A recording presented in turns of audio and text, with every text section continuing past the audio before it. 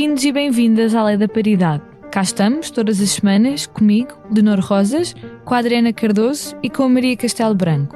Ouviram bem, um programa de comentário político feito por 3 mulheres jovens. Ah, Portugal! Tantos refúgios, aldeias, praias e trilhos únicos. Uma maravilha de tradições e sabores. O nosso país, que os turistas tão bem conhecem e adoram, não é só para inglês ver. Esta semana, um novo livro, Portugal Autêntico, com o apoio Lojas Amanhecer e BPI. Expresso, liberdade para pensar.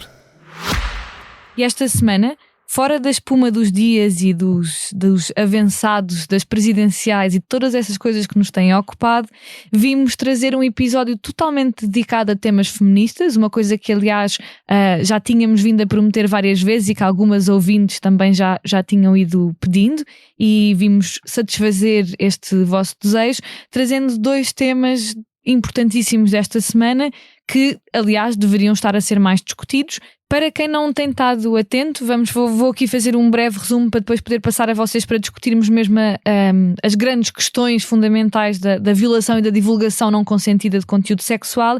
3 jovens, alegadamente, esta palavra mágica, violaram em fevereiro uma jovem menor de 16 anos e gravaram e colocaram a violação nas redes sociais, no TikTok, porque eles supostamente são influencers, TikTokers. A rapariga ia encontrar-se com um dos TikTokers de quem ela supostamente era fã e acabou por ser vítima de uma violação em grupo, porque ele trouxe outros amigos também supostamente TikTokers, whatever that means, consigo. Até ter sido removido, o vídeo foi visto por milhares de pessoas que não denunciaram este conteúdo, acabou por ser removido mais tarde, e a investigação teve origem, na verdade, numa denúncia do Hospital Beatriz Ângela, em Loures, que comprovou que a rapariga, através de perícia médica, naturalmente, como acontece nestes casos, tinha de facto marcas de violação. Mais recentemente, já se sabe, estes 3 jovens ficaram em liberdade e estão meramente sujeitos a apresentações periódicas semanais e proibidos a contactar com as vítimas. No entanto, e antes de passar para a tia Adriana, dizer só isto, continuam a ter pleno acesso às redes sociais, onde se gabam em vídeos do que fizeram e mostraram até já várias vezes, em que partilham o conteúdo em mensagens privadas com centenas de pessoas que pedem o vídeo, gozam com a jovem, partilham o nome dela e continuam completamente impunes. Isto tem chocado muita gente, incluindo a nós, e começo contigo, Adriana, para falarmos destas questões que são tão centrais para nós e chocantes. Em primeiro lugar, eu quero pedir desculpas já às pessoas que me vão ouvir pelo meu tom. Eu sou uma pessoa que conhece muito bem as minhas palavras e, portanto, até escrever as notas para o programa eu me irritei profundamente com isto. E, portanto, peço desde já desculpa daquilo que vão ouvir, porque eu vou ter mesmo vou usar as palavras que eu acho que são adequadas.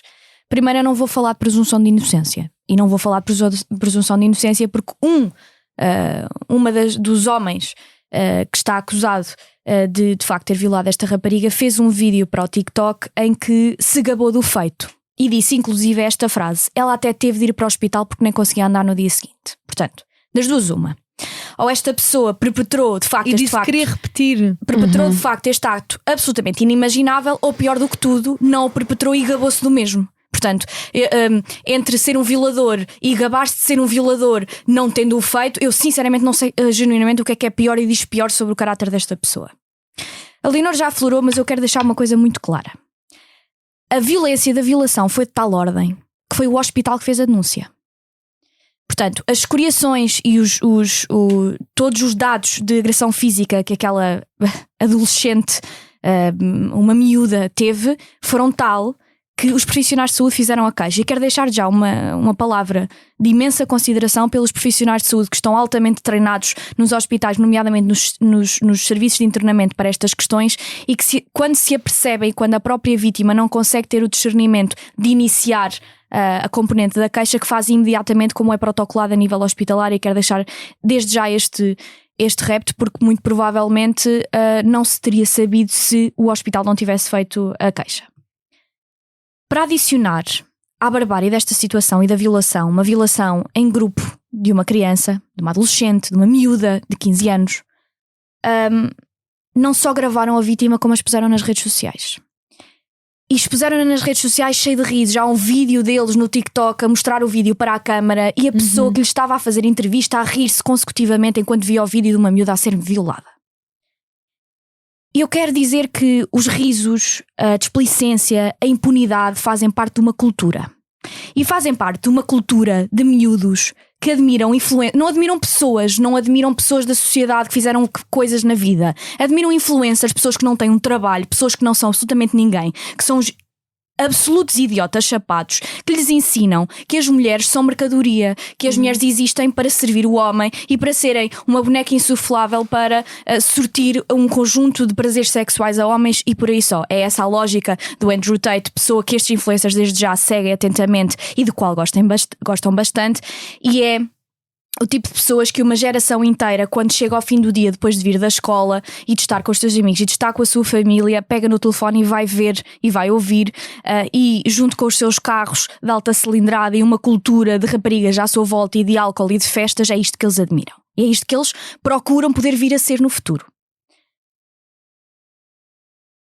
É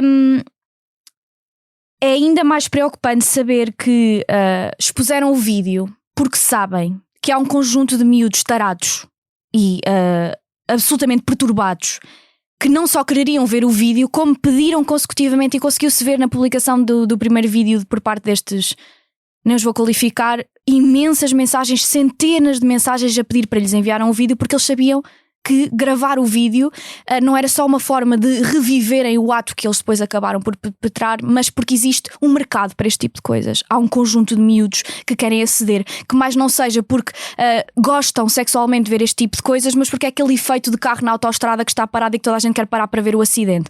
Querem ter acesso ao vídeo. E quero dizer desde já que partilhar ou sequer ver este tipo de vídeos e de imageria sem o denunciar à polícia é crime, e que estas pessoas que o fizeram devem ser, especialmente as que partilharam em grupos do WhatsApp, Telegram e de Signal, devem ser perseguidos pelo sistema judicial a todos os níveis que é possível. Este efeito de estrada de acidente, e vou terminar com isto, é possível porque se está a criar mesmo toda uma geração de pequeninos idiotas chapados que aprendem o que é sexo com pornografia, que aprendem e acham que aquele grau de performance que vem de relação sexual, de pornografia, que aquilo é sexo, que é uma relação saudável sexual com uma mulher, que aquilo é perfeitamente normal. E não só por consequência não fazem ideia como tratar uma mulher, não fazem ideia de como é que uma mulher, no âmbito mesmo de uma relação íntima sexual não amorosa, que, como aparentemente seria o caso desta rapariga com o influencer que ela admirava, mas não só não têm ideia de como tratar uma mulher, como gostar de uma mulher, do que é uma interação normal com uma mulher, como aprendem a gostar de sexo violento e não a gostar de fazer sexo com mulheres. E isto depois anexado a fecharem-se em grupos de Telegram, grupos do WhatsApp, em que são validados pelos seus pares e que lhes dizem que isto é isto que um homem faz, é isto que é ser homem, um homem faz isto, e depois as pessoas que eles não só são os seus pares, mas como veem e admiram, têm exatamente este tipo de comportamento, é exatamente o caldo perfeito para uma geração inteira em que, infelizmente, pela primeira vez eu estou a ver, depois de gerações consecutivas, eu vejo melhoria nos direitos das mulheres da geração da minha avó para a da minha mãe para a minha. A geração da minha prima Alice, que tem 2 anos de idade, e a geração anterior, que é do meu primo e do meu irmão, que são adolescentes, eu vejo um reverter de um conjunto de coisas que nós achávamos normais já. Não é normal de todo uma rapariga ter marcado um encontro sexual com alguém e não só ser violada, como aparecerem 2 pessoas extra para a violar ainda por cima. Não é normal, depois nas mensagens que foram partilhadas, inclusive é pela vítima, tratá-la como se ela fosse um objeto sexual. Não é normal violentá-la partilhando os vídeos nas redes sociais. E não é normal, acima de tudo, fazê-lo com a displicência, porque sabem que não só saíram sem qualquer tipo de medida de coação, como, para além de tudo mais, continuam a ter acesso a exatamente o mesmo ciclo de pessoas e de redes sociais que lhes dão este ambiente à sua volta, e não houve qualquer tipo de medida que os impedisse de lá estar. Maria, passo para ti. Eu partilho a raiva e o nojo absoluto perante esta situação. E eu nem sei, porque eu estava... Quando estava a preparar este episódio, eu estava a pensar, vou falar das causas por trás, e é importante falar, e eu gostava de as abordar, mas tenho sempre algum pudor em fazê-lo perante estes casos, porque parece que nós somos sempre as bigger persons, não é? Tipo, eu tenho que ser a bigger person em que vejo a violação em Portugal a subir 10% no RASI sobre 2024, que foi entregue ontem. Nós estamos a gravar na terça-feira, peço desculpa. E temos que estudar, temos que estar aqui a falar não de um sítio de absoluto nojo e revolta, mas a falar de um sítio não demasiado emocional, porque as mulheres tendem a ser muito emocionais e isso é um dos fatores que é sempre nomeado para excluir o discurso das mulheres do espaço público. Mas sobre isto tenho várias coisas a dizer, Adriana, quando tu falavas da geração alfa, basicamente, não é? Porque nós somos entre a geração millennial e a geração Gen Z. A geração alfa de facto está a ter ainda mais problemas com a igualdade entre mulheres e homens do que a geração dos Gen Z e millennials. Mas há um estudo muito interessante que eu fui buscar, que me lembro de ter visto o ano passado, da Via Voice. É um barómetro que estuda 3.500 pessoas. Foi feito no fim de 2023, foi lançado no início de 2024, e os resultados são dos anos 60, total, apesar de ter sido feito o ano passado. 60% das mulheres, entre todas as gerações, não é geracional, 60% das mulheres neste barómetro acham que têm que ser discretas para conseguirem entrar nos moldes que a sociedade espera delas. 45% dos homens concordam com esta afirmação, que as mulheres têm que ser discretas. 66% das mulheres acham que têm que ser sensíveis, gentis, cuidadoras. 67% dos homens acham isto. 82% das mulheres de todas as gerações acreditam que já foram tratadas de forma diferente só por serem mulheres e, no entretanto, têm estas afirmações. Os homens acham, 70% dos homens, especialmente na geração dos 25 aos 34, 70% acha que os homens é que têm que ser os principais responsáveis por cuidar financeiramente da família e por cuidar da família. 63% das mulheres acha que sim. 31% acha que os homens têm que saber dotar. Este sexismo persistente que tu vês em todas as gerações é muito problemático, porque à medida que nós vamos descendo nas gerações, e tu dizes e bem, Adriana, a geração da tua avó, da minha avó, das nossas avós, e daí os resultados de eu estar a dizer que os resultados são tipo anos 60, é que essa geração, a partir dessa geração, há um crescente reconhecer dos papéis sociais que são injustos, que causam danos, que são prejudiciais ao funcionamento da sociedade como um todo, e há um reconhecimento por parte das mulheres, maioritariamente porque as mulheres são as principais vítimas, mas também dos homens, até porque há imensos papéis sociais que também têm constrangimentos. Os constrangimentos se veem maioritariamente nos homens. A partir do momento em que nós vemos as nossas gerações, a nossa geração e a geração abaixo, esta geração alfa, a consumir vídeos do Andrew Tate ou de autoproclamados fascistas nacionalistas, autoproclamados incels, que vemos, eu não sei se vocês viram um vídeo que anda a circular sobre a cultura incel, em que um tipo inglês está a fazer um documentário, mais ou menos para o Instagram, a falar com vários incels, autoproclamados incels, que nunca tiveram contacto com uma mulher, que odeiam mulheres, porque esta é a cultura incel, é odiar as mulheres, porque as mulheres foram agora, por causa do feminismo, eu estou a citar, foram ensinadas que têm que rejeitar os homens, e elas, por causa do feminismo, eles deixaram de ter relações sexuais e de conseguirem ter relações sexuais com as mulheres. Portanto, os incels, desta coisa de serem involuntariamente celibato, ou ter um celibato involuntário. O que eu vi ali é assustador. Eles têm uma palavra específica para mulher, que não é woman, não é female, não é nada. São as foites, que é uma palavra particularmente nojenta para tu tratares de uma mulher. E toda a teoria é que as mulheres têm prazer sexual através do sofrimento.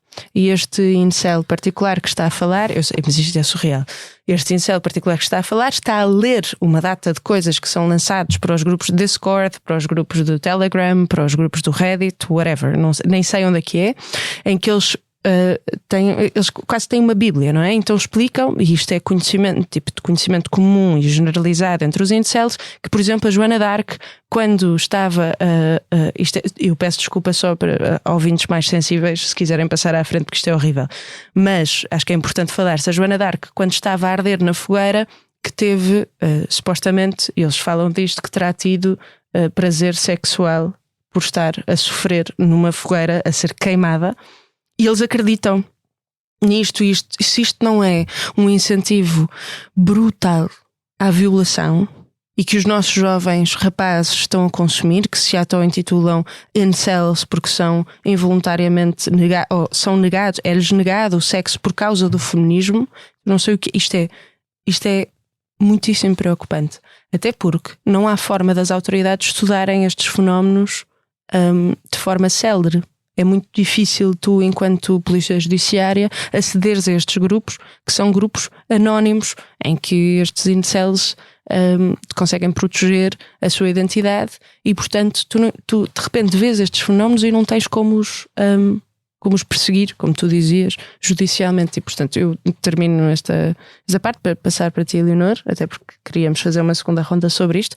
Eu acho isto extraordinariamente violento e perigoso para as gerações de miúdas abaixo da nossa geração, particularmente neste momento. E eu concordo plenamente com tudo o que vocês acabaram de dizer. Acho que, para começar, não há nenhuma razão pela qual nós não estejamos permitidas, e pelo contrário até devemos sentir raiva. Eu sinto muita raiva e acho que é a raiva que me aproxima das outras mulheres com quem partilho espaços, com quem partilho família, amizade. É essa raiva de que isto não só continua a acontecer, como se agrava. É a raiva que eu sinto quando no relatório do Razi vejo que a violação de 2023 para 2024, este crime aumentou em cerca de 10%, e nós sabemos que as violações são um crime altamente subdenunciado, no sentido em que provavelmente a grande maioria das pessoas que são violadas, porque o são em contexto de intimidade, nunca vão dizer, nunca vão falar e nunca vão fazer queixa dos seus agressores, dos seus violadores, e acho que a raiva é algo que nós devemos reivindicar de um ponto de vista feminista. Sinto raivosa, sinto zangada. Já tentei, como dizia a Anya Varda, a realizadora, já tentei ser uma feminista divertida e bem disposta. Agora estou só zangada, estou só farta, não só por mim, mas pelas meninas mais novas que vêm aí e que têm de lidar com um mundo que eu diria até pior do que aquele que foi o nosso ao crescer. E acho que há duas questões muito importantes no que toca a este assunto, e eu gostava de as separar e tocar nelas brevemente. Em primeiro lugar, a questão da violação. Acabei de dizer, aumentou 10%, é um problema de segurança nacional, não é uma daquelas percepções inventadas sobre pessoas migrantes, é real, há um problema de aumento de violação.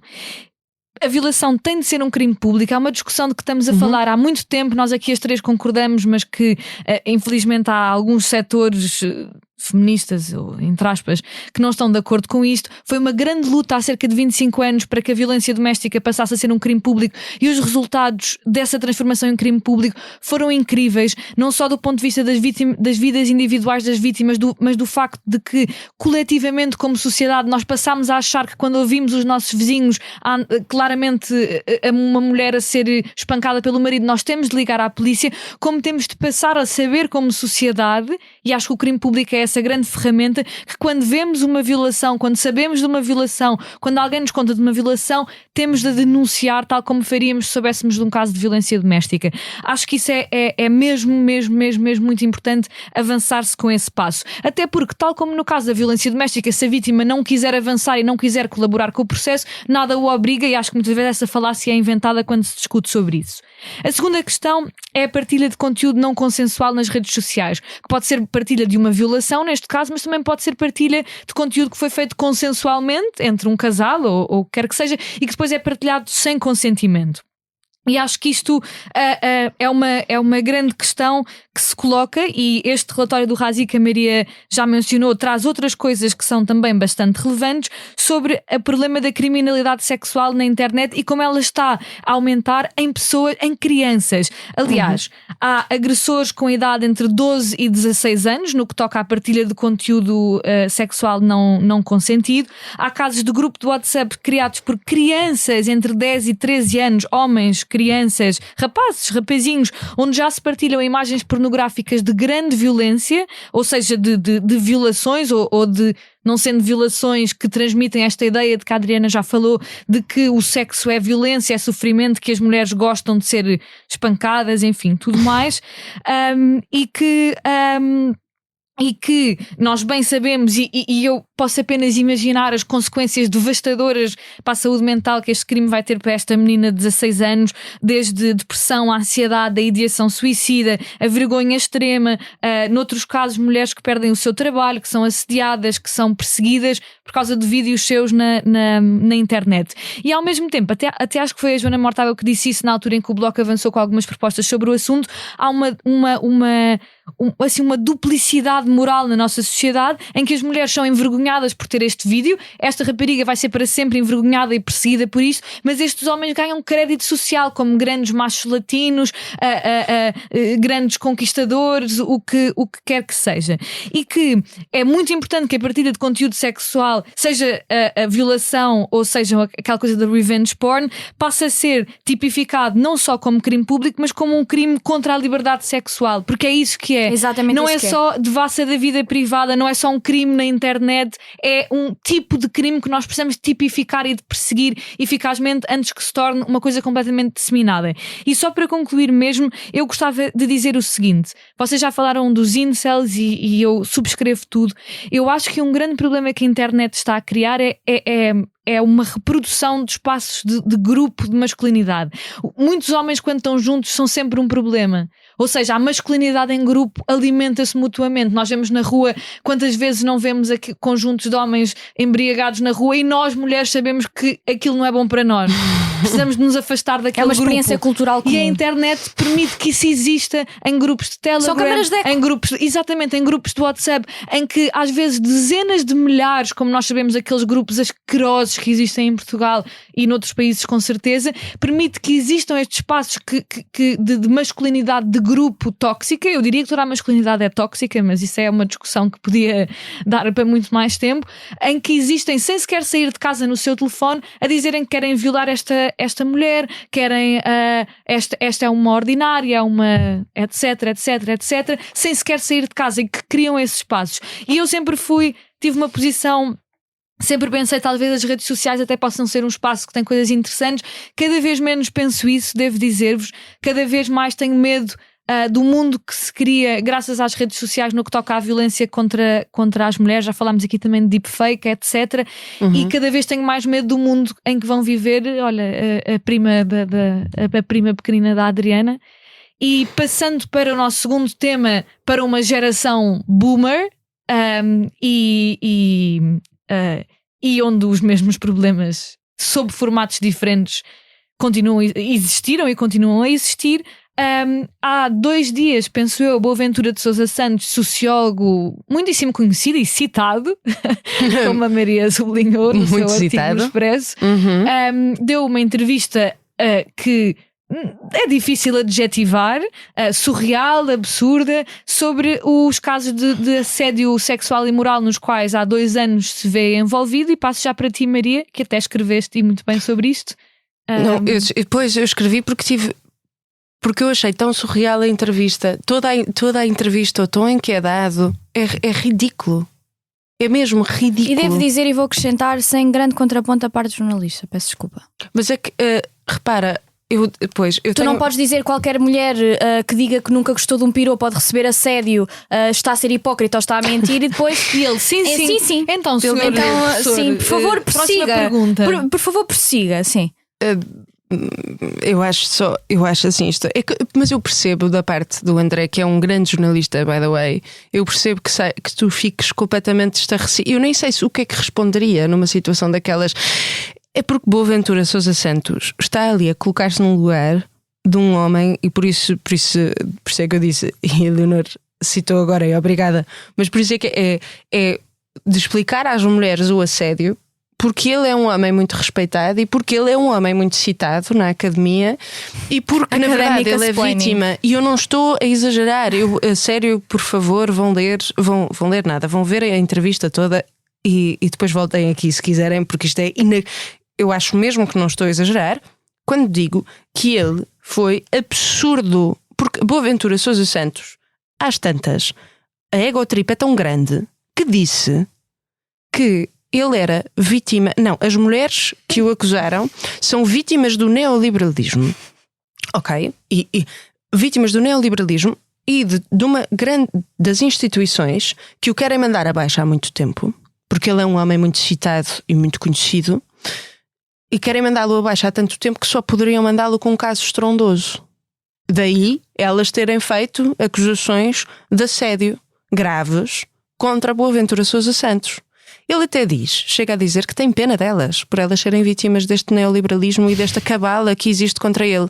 Se isto não é delírio, é porque Boaventura Sousa Santos foi acusado de assédio sexual. Eu sou a favor de um Estado de Direito, portanto, eu vou, pronto, porque é assim que tem que ser feito, que é a presunção de inocência. Até ele ser condenado e a acusação transitar em julgado, se a condenação transitar a julgado, ele pode recorrer às vezes que quiser, até transitar em julgado, ele não é culpado de nada.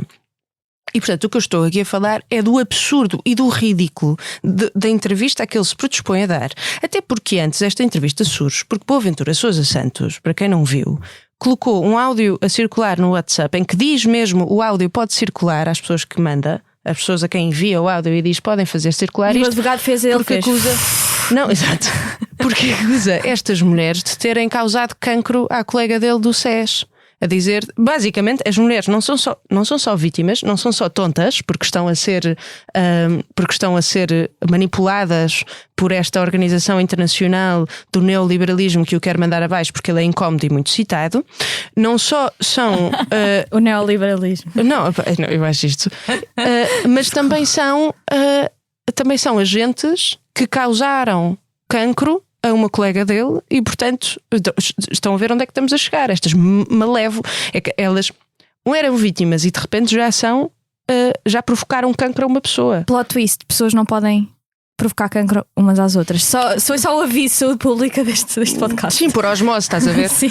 Não, mas é que toda a entrevista foi uma performance clássica deste homem poderoso que se acha irresistível demais para poder ser acusado de assédio, porque ele chega a dizer na entrevista, as mulheres, eu sempre tive muita sorte com as mulheres, eu não tenho culpa disso. Ele diz, elas sentavam-se ao meu colo enquanto líamos poesia. E depois faz uma relativização. Worst date ever. E depois faz uma relativização cultural daquilo que ele faz, porque diz, eu nos Estados Unidos, por exemplo, é diferente, porque eu nunca beijaria uma aluna. Porque, tipo, aqui é ok. Sim. Aqui posso beijar alunas. Ele diz que beija alunas. A minha parte, eu quero dar. Não, desculpa, eu já vou. Aqui os latinos beijam-se, mas os anglo-saxónicos não. Ele diz que nós somos calvinistas. Eu queria só. Não, pronto, é isso, porque é esta coisa da libertação sexual. Nós agora somos todos uns puristas, lá está, vítimas do neoliberalismo purista, que estamos a apagar todo o trabalho de libertação sexual que ele fez com ele e com as suas alunas. Que ele diz. Mas eu queria só acabar com isto, que eu acho isto extraordinário para uma pessoa que eu tinha em alguma conta academicamente falando, e acho que toda a gente, porque é um homem, lá está, muito citado, mas que diz esta bomba maravilhosa que é: eu já estudei o assédio durante muitos anos e eu sei que elas não são vítimas de assédio. E desculpa, estou-te a tirar. Porque ele diz, as mulheres verdadeiramente vítimas não gostam de falar. Exatamente. A Maria está-me a tirar só. Mas é que é só bangers. É bangers on bangers. Bangers do surreal. Não, isto é mesmo. É tipo o manual de sobrevivência de um louco em 25 citações, estás a ver? É que ele na verdade, ele faz uma inversão simbólica e é perigosa e é assustadora quando ele diz que o silêncio é um sinal de verdade, porque vocês estão a ver as implicações que isto tem, que é uma mulher que fala, a palavra da mulher é uma prova de fraude. Isto é surreal. E portanto eu vou acabar aqui porque já me estou a estender. Eu fiquei chocada, mas é que isto é entre o absurdo, o ridículo e o irritante, percebem? Mas eu acho, sinceramente, que depois de ver esta entrevista fiquei a pensar, tipo, ele sim é uma vítima do neoliberalismo, de toda esta forma de pensar. Eu acho isto inacreditável, eu acho absurdo. E depois me pensar que ele é um académico muito conceituado da nossa praça, pronto, isso ninguém lhe tira, mas como se ser um académico conceituado da nossa praça o libertasse de qualquer suspeita ou de qualquer problema da sua conduta. Ou seja, de beijar alunas, mas não nos Estados Unidos. Nos Estados Unidos não beijo. Só beijo em Portugal. Enquanto elas se sentam ao meu colo e eu declamo poesia. Bom, Adriana, eu tenho tanta coisa para dizer sobre isto e vou já na segunda parte, vou tentar ser breve, mas na segunda parte já falo sobre o caso Boaventura em si, porque eu sou de Coimbra e já falei disso inclusive no podcast, na Lei da Paridade, e fingir-se que isto não é algo que já sabia há muito tempo é uma absoluta mentira. Mas vou à entrevista primeiro, porque sou fã da presunção de inocência, portanto eu vou falar daquilo que ele próprio escolheu dizer. Exato, é isso. É que ninguém, tipo, literalmente ninguém te perguntou. Tu é que decidiste dizer isto em hora. Pronto. Então, isto é a pessoa que, como a Maria já refletiu, diz que é uma vítima da cabala do neoliberalismo. Eu não sei quantas pessoas aqui conhecem o SES em Coimbra, mas se há sítio onde não mora o neoliberalismo é no SES em Coimbra. E portanto, considerar que há uma agenda de extrema-direita. Não, porque isto é mundial, tu não estás a perceber. Mundial, exato. Há uma agenda de extrema-direita. Porque ele é conhecido no mundo inteiro. Sim. Portanto, Há uma agenda de extrema-direita que até toca investigadoras que tocam em questões bastante de esquerda no SES. É uma coisa que está para lá daquilo que é que elas são vítimas, exato, Adriana. É isso, portanto, são é uma agenda, é isso. Depois, eu acho muito interessante na parte em que lhe perguntam sobre toques nos genitais. Literalmente toques em genitais. A resposta dele foi: nós latinos não somos calvinistas, abraçamos-nos. No ZEWA não beijamos alunos. Nós latinos falamos a meio metro. É evidente que há certos momentos de proximidade e ambiente de confraternização que eu não podia ter no ZEWA. É assim, eu não acho que nos momentos de confraternização. Eu, como portuguesa, quando confraternizo, não toca nos genitais. Mas isso sou eu, isto sou eu. Mas tu és vítima do neoliberalismo também. Toda esta coisa calvinista. Mas isto sou eu. Tens de libertar sexualmente. Eu pessoalmente, quando confraternizo, não toco nos genitais de ninguém, não deixo que toquem nos meus. Mas isto sou eu. Depois chamou as denunciantes de vendedoras de trauma e de parasitas. Disse aquela compreende que eu achei há bocado que é muito interessante, que eu sou uma pessoa que é a defesa mais engraçada, que é fazer-se do velhinho da bengala com o chapelinho e coitadinho que já está quase demente. Então, eu sou um grande senhor ao mesmo tempo que sou altamente citado e sou uma pessoa muito reconhecida no meu meio, mas ao mesmo tempo sou uma pessoa que na década de 60 ou 70 é mais ou menos onde me situo mentalmente ainda. Sempre foi normal fazer-se piropos ou fazer-se considerações sobre mulheres, portanto atualmente também é pica lane. Tu das duas, ou és um brilhante académico sobre questões sociais, pica lane, ou então és uma pessoa que não sabe que ainda está em maio de 68, sim. Sim, que não sabe que tem que sair de casa com as calças vestidas, não sei. Ele tem pica lane, tens que escolher uma, não dá para fazer as duas ao mesmo tempo. Pronto. Depois deste shitpost, que eu acho genuinamente que aquela entrevista é absolutamente merece, não tenho palavras para aquilo. Vou falar sobre, e muito brevemente, porque eu já falei sobre isso, quem quiser pode ir à minha intervenção anterior, que sempre soube em Coimbra o comportamento desta pessoa. Eu passava diariamente por uma parede e todos os estudantes do Polo 1 passavam por uma parede em que dizia Boaventura, todas sabemos. Portanto, todas sabemos e todas sabíamos. E sabíamos especificamente quais eram as pessoas com as quais não se podia estar no gabinete a partir de certas horas sem ser acompanhada com outra pessoa, nomeadamente um colega homem. E existia esta rede de mulheres, e as mulheres evidentemente falam entre si, e sabia-se perfeitamente de quem se deveriam proteger. Mas acontece que nem todas as pessoas que entram nas faculdades estão nesta rede e conseguem ser esta rede de mulheres. E portanto podem, ponto número 1, não fazer ideia, e segundo, não ter noção que numa instituição académica de alto prestígio se tenham que proteger, tirar dúvidas como professor, porque podem ser tocadas nos genitais. Eu acho que isto não é um tipo de coisas que tenha que aparecer no currículo de uma pessoa. Portanto, vamos aqui, o ponto final que eu queria dizer sobre isto e sobre o caso em específico, e nem vou ao alegado e essas coisas todas, isso está tudo bem, fixe, vou para o hipotético. absolutamente essencial que existam canais de denúncia destes casos nas universidades que sejam externas às próprias instituições, que é para estas pessoas que ainda por cima as encabeçam, depois não possam de maneira nenhuma controlar o processo e impedir que anos e anos e anos de mulheres a falarem até em ONU sobre as questões que vários professores as fizeram sofrer, depois evidentemente tem algum tipo de repercussão, ou se não tiver, que depois possa ser escrutinado na comunicação social, como vimos, por exemplo, na FEDUL, não em questões de assédio sexual, mas em questões de assédio moral e verbal a várias alunas, que quando foi destacado um canal de denúncias, quando a faculdade não chegou a bom porto com as mesmas, depois foi para a comunicação social e foram pressionadas no fundo a ter que o fazer.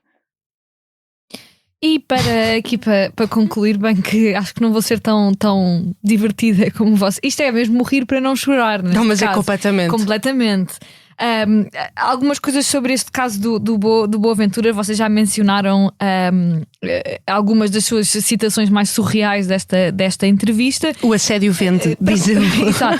O assédio vende no neoliberalismo. Em primeiro lugar, dizer que de nenhuma forma, eu acho que há muita gente de direita que às vezes tenta colar este homem à esquerda e até ao Bloco de Esquerda, partido com o qual ele teve muito pouco a ver, dizer que é um desfavor que ele faz à academia de esquerda, às ciências sociais, à esquerda em geral, esta coisa de dizer que o neoliberalismo é que vende o assédio e que as mulheres não percebem bem, e que ele, como inventou as epistemologias do Sul, é que vai explicar porque é que pode beijar na boca umas, mas outras não, e ele é que vai explicar porque é que o que elas escreveram, o trabalho etnográfico que elas fizeram sobre o assédio do qual foram vítimas, não é bom cientificamente. Portanto, quer dizer, sim. é assim, é um emaranhado de loucura de uma pessoa que está mesmo a tentar assim nadar desesperadamente para tentar não se afogar, quando já estás afogado, já estás no fundo do mar, toda a gente já sabia, toda a gente sabe, não vale a pena. Aliás, e foi provado até que existiam padrões de assédio sexual e moral, não só por Boaventura de Sousa Santos, mas por algumas pessoas à sua volta também denunciadas nesse artigo. Foi a Comissão Independente. Exato, a Comissão Independente mostrou isso. Depois, ele é um homem de 80 anos, portanto, os piropos e galanteios, uma mulher que diga que nunca gostou dos piropos e galanteios nos anos 60 e 70, ou é mentirosa ou hipócrita. Pronto. E um homem que diga que nunca os fez também ou é mentiroso ou hipócrita. Banger. Eu nem sei como é que é de começar a comentar esta afirmação. Não sei se sequer vale a pena. Mas agora é o grande cientista social que nos vem explicar a historiografia do assédio. A historiografia do assédio e da luta feminista, e que todas as mulheres, e ele diz: a sua roupa é muito bonita, está muito bonita hoje. Não é exatamente isso que nós falamos. Eles fazem sempre isto. De facto, pode ser desconfortável se um homem nos estivesse sempre a dizer: está muito bonita, bela roupa. Mas em princípio, dizer estás muito bonita, gosto da tua roupa, não é necessariamente assédio. Não é isto de que nós estamos a falar, Boaventura. Não é dos toques nos genitais. Se calhar é dos toques nos genitais, se calhar é sentar ao colo, se calhar é beijar na boca, se calhar é agarrar, se calhar é dizer coisas que eu nem. Ouçam, vão ler o artigo que eu nem sequer tenho capacidade de reproduzir, em que ele usa a sua teoria de forma ordinária e barata para assediar as alunas. Vão ler o artigo que estas investigadoras escreveram.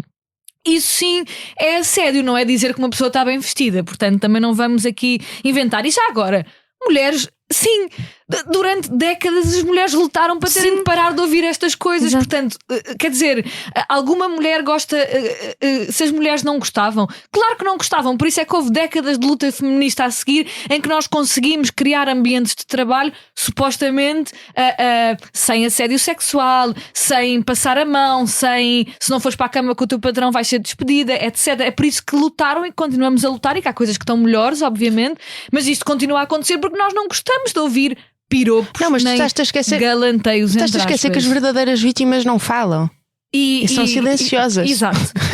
E depois, eu acho que há uma grande questão aqui, para não falar da culpa do assédio é do neoliberalismo, é que, que há uma. Ele de facto produziu teoria sociologicamente muito interessante, mas agora o neoliberalismo, que é uma entidade que paira por cima dos nossos tempos, é mão invisível para o deitar abaixo, a mão invisível para deitar o Boaventura abaixo, não, enfim.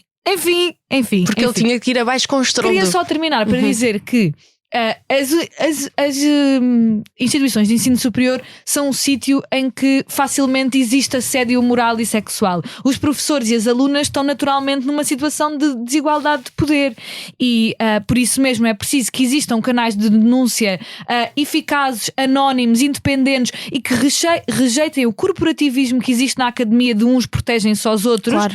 E que permita que isto, para começar, possa ser lidado dentro da universidade com estes portais de queixas e que depois eventualmente na justiça. E dizer também que eu estive envolvida num caso de denúncia de um professor, no meu caso não era por assédio sexual contra mim, mas que dizia coisas machistas, homofóbicas, racistas nas aulas, enquanto também falava da sua própria performance sexual nas aulas. E na FCSH houve um caso contra ele voltou a dar aulas e portanto alguma coisa não está a funcionar e não está estruturalmente a funcionar e era preciso que funcionasse. E como este episódio já vai longo, passamos diretamente para as recomendações. Maria, o que é que nos recomendas? Eu recomendo um livro muito, por acaso é muito curto, mas eu estava a ler ontem a propósito desta coisa da banalização da violência, a banalização do mal, porque é que as pessoas porque é que as pessoas entram num bystander effect quando veem certas coisas e certos atos a serem perpetrated, desculpem, estou a pensar assim, perpetrados. Pronto, estou a pensar. Sim, porque eu vivi muito na também, sou internacional, e portanto já não consigo falar português, é ridículo, desculpem. Mas estava a ler sobre isto e sobre o porquê da narrativa de extrema-direita estar a penetrar tão facilmente no tecido social. Quando é tão violenta, na verdade, e quando nós vemos de repente as consequências são muito violentas. E deparei-me com um livro do C.S. Lewis que eu não conhecia, este livro particularmente, e tem tipo 60 páginas. É uma coleção ou um pouco mais, mas é uma coleção de 31 cartas que o Screwtape, que isto chama-se Screwtape Letters, que o Screwtape, que é um demónio já bastante avançado na hierarquia, escreve ao seu sobrinho, que é um demónio pequenino, que está a tentar corromper moralmente um rapaz. E obviamente o livro é hiper satírico e é obviamente sobre a teologia cristã, que é muito interessante por causa disso, tem várias referências, mas é muito interessante para ler, porque é uma leitura até com alguma graça. Eu se eu não estou é escrito por volta dos anos 30, anos 40, mas é uma leitura com muita graça porque conseguem, apesar do formato satírico, percebe-se como é que estas ideias que são imorais ou que são fora da normalidade moral da sociedade, desculpem, conseguem entrar na cabeça das pessoas de forma tão subreptícia. É muito interessante. Pronto, chama-se Screwtape Letters. Eu tenho duas, uma é comum a nós as três, que é a série Adolescence, que está na Netflix, que fecha bem aquilo que nós falámos no primeiro tema, e é muito importante. Eu gostava de levantar 2 pontos para as pessoas terem atenção quando virem a série, e não estou a dar nenhum tipo de spoiler. Primeiro é a linguagem que nós falámos há pouco, a linguagem que estas pessoas de Incels usam. Há uma coisa criada pelo Andrew Tate e por estas pessoas que chama-se a regra do 80-20, que diz que 80% das mulheres só têm relações sexuais com 20% dos homens, e por isso é que os outros todos são incels. É por isso que eles são incels, porque as mulheres escolhem não fazer sexo com eles. Isto aliado com uma das coisas que a psicóloga lhe pergunta diretamente, que é já viste pornografia? Ele tinha 13 anos e disse sim. Pornografia violenta, ele disse sim. É mais uma vez, e eu digo isto todas as vezes quando forem necessárias, não é as redes sociais per se só. A pornografia, a proliferação da pornografia nesta geração, e de explicar e dizer a jovens, adolescentes, que é assim, o sexo é assim mesmo que se faz sexo com uma mulher, é um dos principais problemas. E depois explicar e verem aquilo que é a reflexão e interação de um pai que evidentemente absolutamente chocado com a ação do próprio filho, e deixamos essa recomendação. E a minha vai ser algo para fechar, mínimo tom positivo, dado que o programa foi pesado. O João Rodrigues é um dos chefes mais conhecidos de Portugal e é um dos chefes mais respeitados de Portugal, sem dúvida nenhuma, se não mais respeitado e consensual. E ele fez um projeto com a sua mulher, com a Vânia Rodrigues, que é o projeto Matéria, em que fazem a residência do João Rodrigues. E o que é que o João faz? Durante o ano vai a 7 zonas do país, em que, para além de fazer almoços e jantares com os produtos da zona, todas as pessoas com os almoços e jantares vão visitar os produtores e vão ver exatamente o que é o caminho do produto da terra, do mar, de onde for, até à mesa. E perceberem também que é algo que, isto é a minha opinião pessoal, já afastado do que eu falei relativamente ao processo, que um dos setores da sociedade que é mais esmagado no processo da restauração e da culinária e da alta cozinha especificamente são os produtores. Portanto, todos os projetos que conseguem trazer os produtores para cima do spotlight, para mim são manifestamente positivo. Desde já dizer que este primeiro vai ser no Alentejo, vai ser no próximo fim de semana, está absolutamente esgotado, portanto não vou poder fazer parte, mas nos próximos, quem quiser, mal vejam, marquem, porque esgota assim a voar. E para terminar, muito rapidamente, eu gostava de recomendar um livro chamado Good Lord an Email, de Ella Friars, acho que é assim que se diz. É um livro de 2024 que foi escrito por uma jovem que é poeta.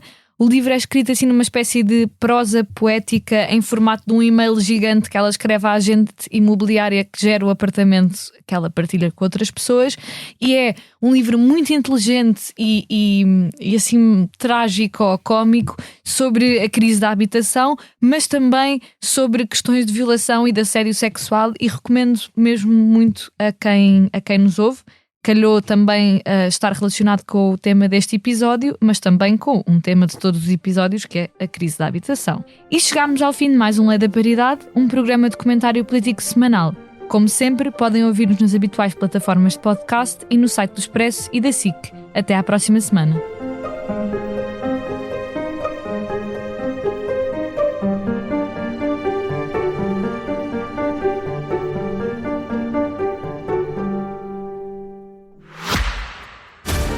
Ah, Portugal. Tantos refúgios, aldeias, praias e trilhos únicos. Uma maravilha de tradições e sabores. O nosso país, que os turistas tão bem conhecem e adoram, não é só para inglês ver. Esta semana, um novo livro, Portugal Autêntico, com o apoio Lojas Amanhecer e BPI. Expresso, liberdade para pensar.